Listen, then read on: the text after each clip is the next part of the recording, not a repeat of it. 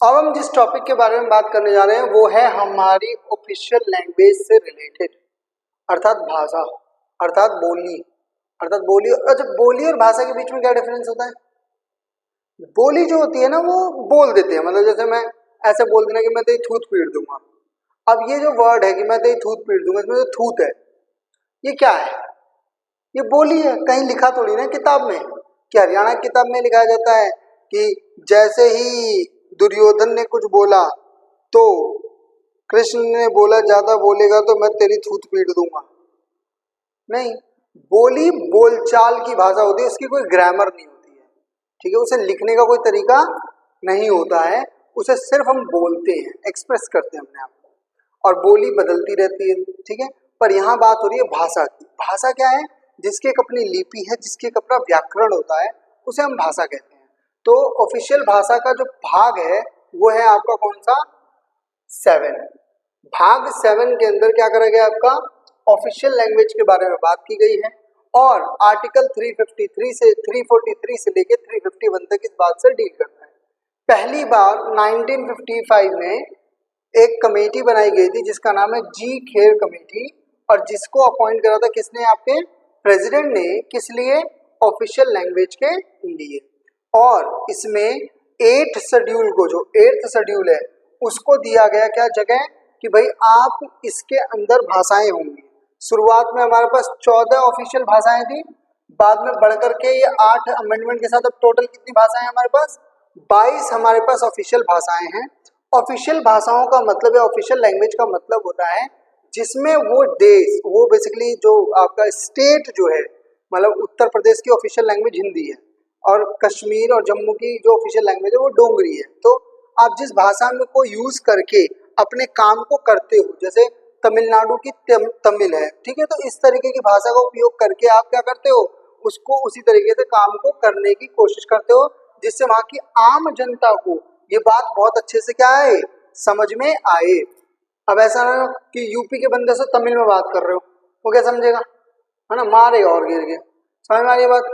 एक टाइम का तो इरिटेट हो जाएगा ना। 8th शेड्यूल के अंदर ये बातें करी, ये भाषाएं हैं कौन कौन सी? असमी, बंगाली, गुजराती, हिंदी, कन्नड़, कश्मीरी, कोंकणी, मलयालम, मणिपुरी, मराठी, नेपाली, उड़िया, पंजाबी, संस्कृत, सिंधी, तमिल, तेलुगु, उर्दू, बोडा, सैंथली, मैथिली, डोगरी। ये सारी की सारी आपकी टोटल 22 भाषाएं हैं जिनको हम ऑफिशियल लैंग्वेज के दर्जे में रखते हैं। और मित्रा, सखा, सहेली, और शुरुआत में तो सिर्फ 14 थी, तो 8 कौन कौन सी कब कब जुड़ी? तो याद रखना, 21st अमेंडमेंट 1967 से जोड़ी गई, किसको? सिंधी भाषा को जोड़ा गया, ठीक है।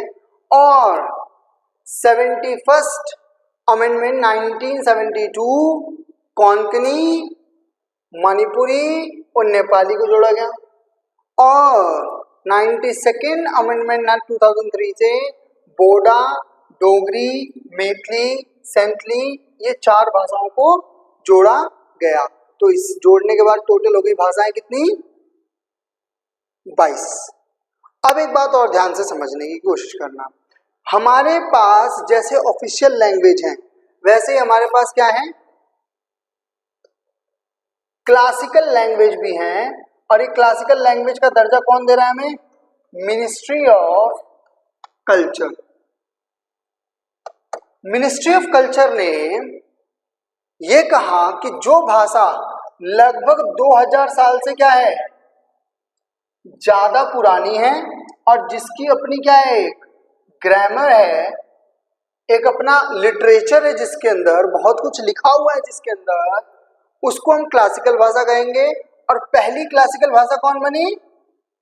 तमिल, 2005 में दूसरी संस्कृत, 2008 में तेलुगु और कन्नड़, और 2013 में आपका मलयालम, और 14 में उड़िया।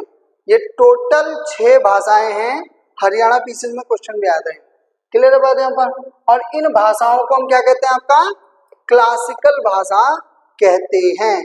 और हिंदी को बढ़ाने के लिए और बढ़ावा देने के लिए हिंदी दिवस मनाया जाता है 14 सितंबर को। हिंदी भारत की ऑफिशियल लैंग्वेजेस में से एक है। शुरुआत में बात ये हुई थी जब कॉन्स्टिट्यूशन बना था कि 15 साल तक इंग्लिश में काम होगा और उसके बाद इंग्लिश में काम नहीं होगा। 15 साल, फिर 30 हुआ, 30 35 हुआ, 35 75 और 75 पता नहीं अगले 175 साल तक चलेगा। भाषा की विविधता बहुत ज्यादा है इंडिया में, डाइवर्सिटी बहुत ज्यादा है। एक लैंग्वेज कर पाना बहुत ज्यादा क्या है, मुश्किल का काम है। नॉर्थ वाले हिंदी नहीं, नॉर्थ वाले तमिल नहीं सीखना चाहते, कन्नड़ नहीं सीखना चाहते हैं, तो साउथ वाले हिंदी नहीं सीखना चाहते हैं। और हर भाषा को जोड़ने वाली भाषा है आपकी कौन सी, इंग्लिश। और इंग्लिश को आप इसीलिए फिर इंग्लिश में ज्यादा कम्युनिकेशन होता है, इंग्लिश में ज्यादा काम भी होता है। बात समझ में आई?